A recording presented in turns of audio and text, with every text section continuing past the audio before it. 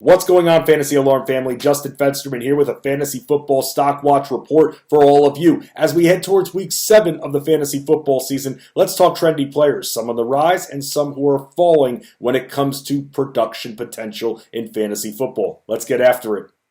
First, let's start with the risers. Joe Burrow, with his receivers fully healthy and a top 5 passing completion percentage at 70.7%, Burrow should continue to see his stock rise throughout the season. There are only 4 other quarterbacks who have thrown more touchdowns than Burrow. He's thrown at least 2 touchdown passes in every game this year. Despite throwing only 174 passes, Burrow is top 10 in the league with 1,540 passing yards. The Bengals have the Ravens up next in Week 7 of the fantasy football season, and they've allowed over 277 passing yards per game, which sets Burrow up very nicely.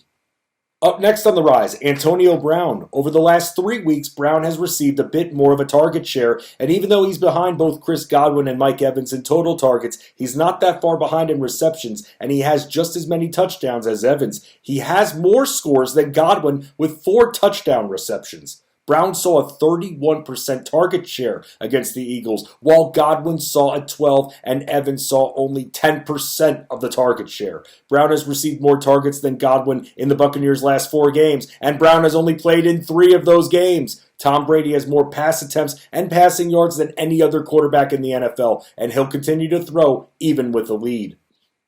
Final riser is Mike Gesicki. Over the last 4 weeks, Gesicki has been a top 5 fantasy producer at tight end. After he threw up a 0 in the first week of the season and then underwhelmed again in Week 2, the Dolphins gave him more love in their offense, and he's received at least 20% of the targets in 3 of his last 4 games since Week 2. Despite only catching 1 touchdown pass, Gesicki has caught 30 balls on 43 targets, good for 5th most when it comes to targets among NFL tight ends. Gesicki also ranks 5th among tight ends in receiving yards with 342. The Falcons have led up the 2nd most points per game in the league, and Rob Gronkowski and Dallas Goedert scored on them earlier this year.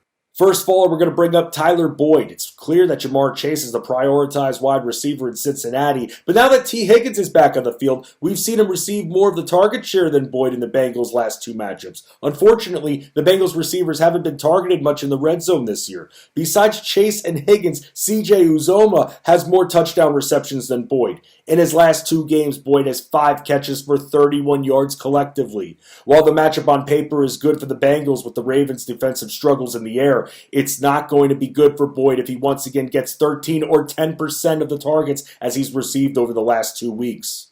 Up next is Jamaal Williams. After playing just 22 snaps or fewer in 4 of his last 5 matchups, it's become harder and harder to trust starting Williams, even during bye weeks. His snap percentage continues to stay in the 30s, and even though he's received double-digit carries in 3 of his last 4 battles, Williams isn't scoring touchdowns, and he's not being utilized in the Lions' passing game, despite him catching 8 passes the first week of the season. In the 5 games since the first week of the season, Williams has caught 8 passes combined.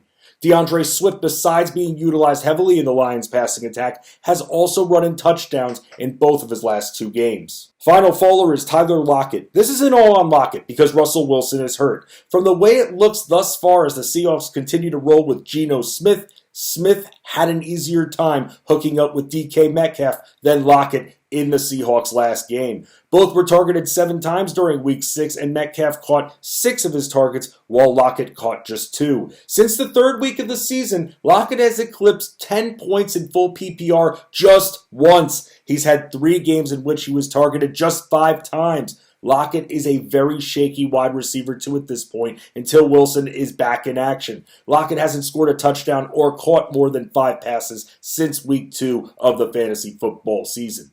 Another Stock Watch report down, FA Nation. Let's continue battling. Hang in there. Stay focused. That's what the Fantasy Alarm family is here for, because a family that sticks together wins together. Let's do it.